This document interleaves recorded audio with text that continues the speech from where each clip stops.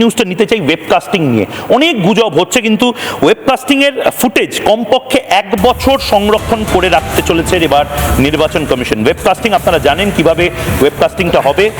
প্রতি বুথের webcasting feed DEO, আরও, সিইও, সিইসি দপ্তরে যাবে। সেই ফুটেজ কমপক্ষে 1 বছর সংরক্ষণ করে রাখবে নির্বাচন কমিশন। মূলত ভোটের পর বিভিন্ন রাজনৈতিক দল বিভিন্ন ইস্যুতে অভিযোগ করেন, তাদের সেই অভিযোগের সত্যতা খতিয়ে দেখতে এবার এই সিদ্ধান্ত নিচ্ছে নির্বাচন কমিশন। ওয়েবকাস্টিংয়ের মাধ্যমে যে ভোটটা হচ্ছে তাতে ক্যামেরাগুলো কি খুলে নেওয়া যায়? ক্যামেরাগুলোর মাধ্যমে কি তৃণমূল কংগ্রেস সব ভোটিং দেখে নিতে পারবে?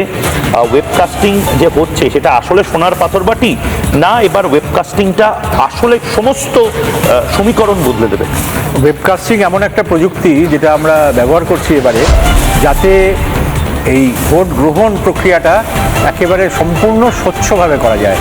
বুথের মধ্যে কে আছেন, কতক্ষণ আছেন, কোনো ব্যক্তি ভোটিং কম্পার্টমেন্টে একাধিক ব্যক্তি আছেন কিনা, বা পুরো ভোট কেন্দ্র সম্পূর্ণরূপে খালি হয়ে গেছে কিনা, বা যতজন থাকার কথা ভোট গ্রহণ কেন্দ্রের মধ্যে তার চেয়ে অনেক বেশি লোক আছেন, এই পুরোটাই আমরা নজর রাখছি আমাদের রিটার্নিং অফিসারের কন্ট্রোল রুম থেকে, ডিস্ট্রিক্ট ইলেকশন অফিসারের কন্ট্রোল রুম থেকে, চিফ ইলেকট্রাল অফিসারের কন্ট্রোল রুম থেকে এবং নির্বাচন কমিশনের কন্ট্রোল রুম থেকে।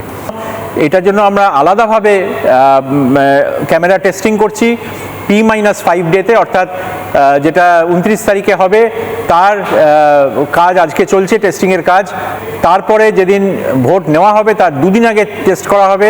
যেদিন ভোট নেওয়া হবে সেদিন সকালে মক পোলের পরেও ক্যামেরার অ্যাঙ্গেল দেখে নেওয়া হবে, যাতে কোনোভাবে কারোর গোপনীয়তা কোনোভাবে ব্যাহত না হয়। সুতরাং এই ওয়েবকাস্টিংয়ের জন্য কোনোভাবে কারুর চয়েস অন্য লোক জেনে যাবে কাকে ভোট দিয়েছেন, এটার কোনো সম্ভাবনা নেই।